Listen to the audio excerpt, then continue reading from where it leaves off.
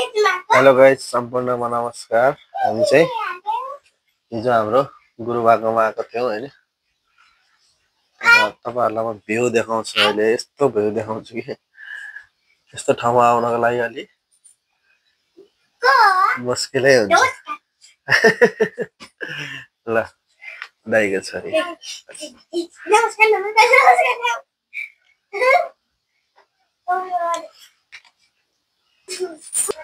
हेर्न सक्नुहुन्छ है भ्यू चाहिँ। यता गोठ छ,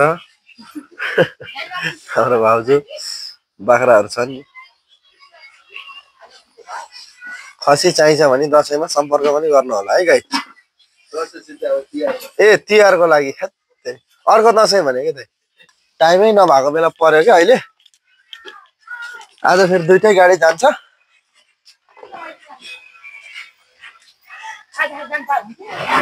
चिया खाइयो नि हजुर। ए उहाँले त अर्को चिसो चिया मात्र खानुहुन्छ हजुर। बिहा उहाँको लागि त्यो पनि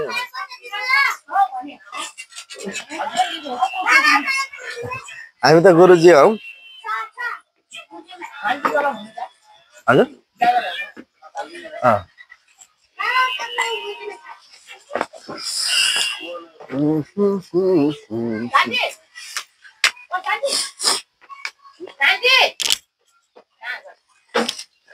ल हामी गएको है त गाइज, गएको हामी।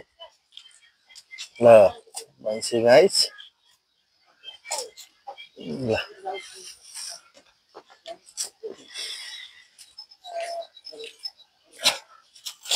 ल टाटा। यस्तो ओल्ड इज गोल्ड मोडल होइन, केही हुँदैन।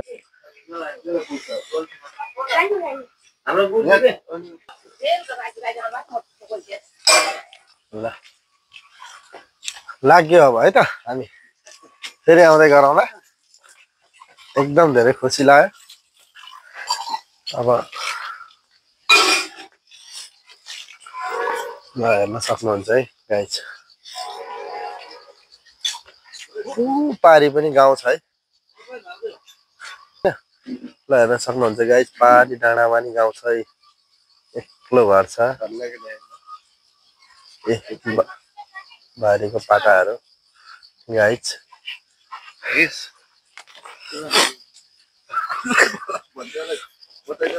लगको हामी यस्तै छ गाउँघरमा। यी मेवाहरू लटरम्मै फलेछन् है।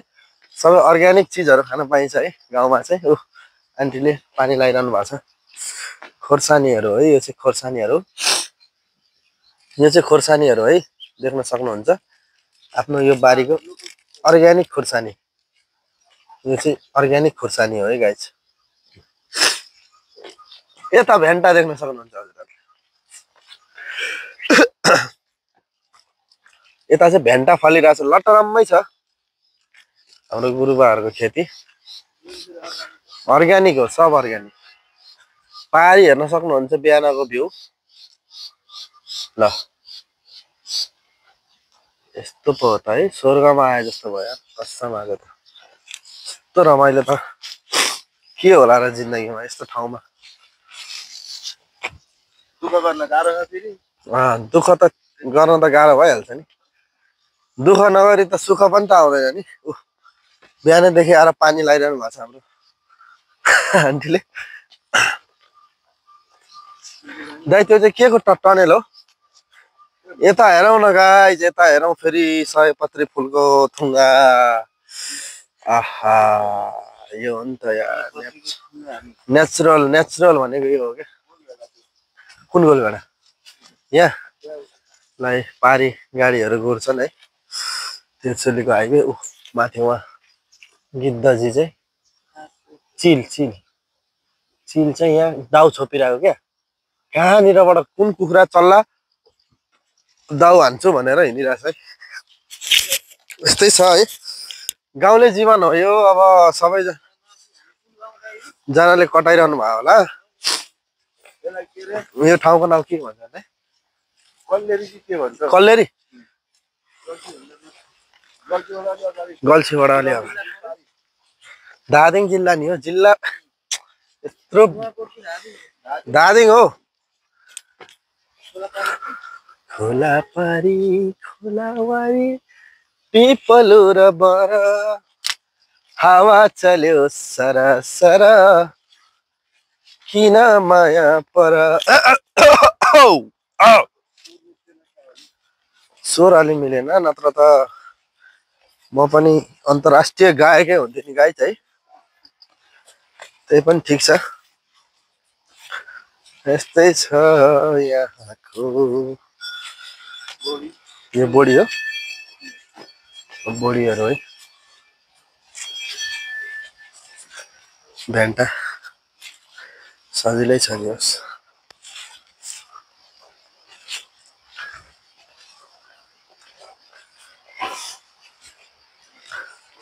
तपाईँले देखाउनु त बिस्तारै देखाउँदै जान्छ यता हामीलाई देखाउनु म यहाँ गएर रहन्छु गाइस बाटो चाहिँ यस्तै छ होइन अब आउनु न आउनु देखाउँदै आउनु न बिस्तारै हेर्दै फेरि लड्नु होला ल ल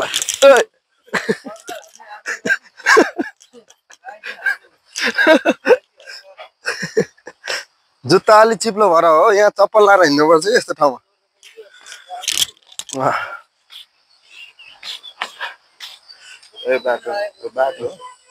हजुर ए छैन छैन छैन एकदम ए बलुवा निकालेर ल्याउने यो चाहिँ शाखा बाटो होइन हाम्रो त्रिशुलीको खोला हो खोलामा चट्ट सर पारीको भ्यू पारी गाडीहरू पारी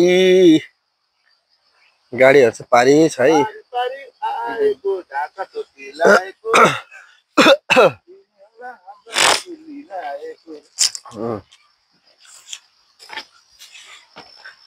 हेर्नुहोस् न गाई जब हामी त्यही झोलुङ्गे पुलबाट सरर पारी जाने हो पछि काट्न मिल्छ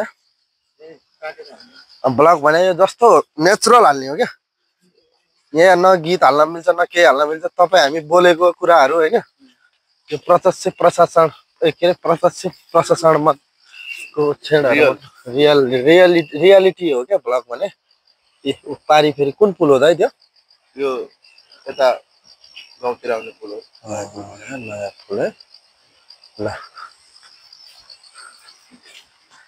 यो हो नि त है भ्यू भने यो भन्छ क्या क्रसर रहेछ त्यहाँ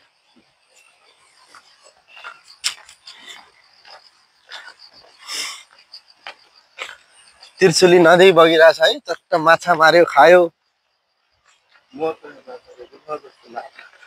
देख्न सक्नुहुन्छ अहिले माछा किन नमार्यो भन्दाखेरि नि अस्ति भलबाडी आयो नि हो चाइनाबाट त्यो भलले सबै लगायो माछा है कत्रो माछा सबै लगाएछ त्यही भएर आज भोलि अलिक कम छ चासो पनि दिँदैन यस्तै छ गाउँठाउँमा त्यतिखेर हाम्रो बुढाले त बिहानै बिहान अर्ग्यानिक है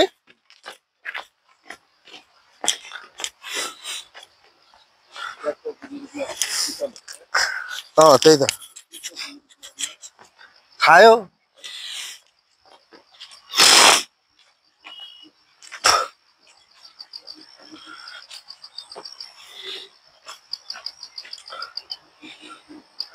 देख्न सक्नुहुन्छ है हजुरहरूले चट्ट घाँस काट्यो बाख्रालाई खुवायो गाउँले जीवन राम्रो छ नि गाउँको अलिकति यहाँ भनेको नयाँ मान्छेलाई हिँड्न चाहिँ तनाव हुन्छ होइन तर एकदम नेचुरलिटी मेन्टालिटी सब चाहिँ राम्रो हुन्छ यहाँ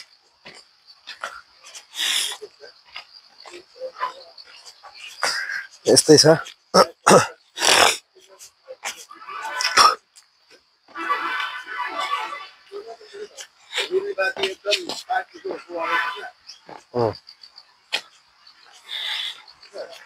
अब हामी ओहो ल यो चाहिँ गाउँबाट पारी बजार सदरमुकाम जानको लागि चाहिँ यो त फेरि पिच छ त यो बाटो